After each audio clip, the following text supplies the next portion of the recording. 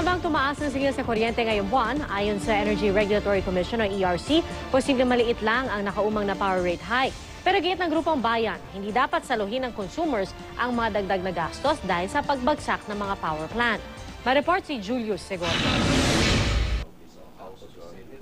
Nagbabadyang tumaas ang singil sa generation charge ngayong Hulyo. Ayon sa Energy Regulatory Commission o ERC, hindi naman ito'y kinailan ng Meralco. Sa isang text message, sinabi nila ang napipitong taas singil sa kuryente ay bunso daw ng forced at scheduled outages ng ilang mga planta.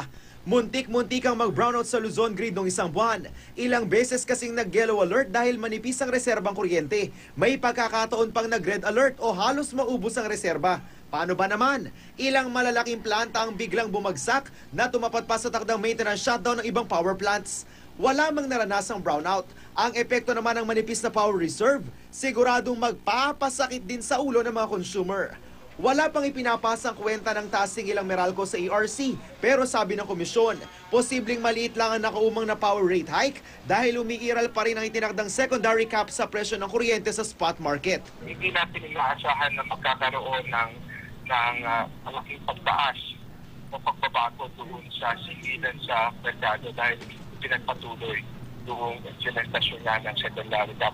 Pero kung grupong bayan muna ang tatanungin, hindi dapat saluhin ng consumers ang tasingil sa kuryente na dulot ng pagbagsak ng mga planta. Dapat hindi papasanin ng taong bayan at ang may kasalanan ay ang generation companies. Pag sa isang kontrata, hindi ka nag-deliver ng pinangako mong i-deliver na kuryente, dapat kasuhan ka, dapat may penalty ka. Pinaiimbestigahan ng grupo sa ERC ang dahilan ng mga biglaang pagpalya ng mga planta. Sinabi na noon ng Department of Energy na hindi rin gusto ng mga power plant na hindi sila gumagana. Malaking pera rin daw kasi ang nawawala sa kanila. Ang reliability ng planta is actually, it will not only benefit us, but it really benefits the owner of the plant. It's to the best interest to actually make sure that the plants are up and running. Julio Segovia, GMA News.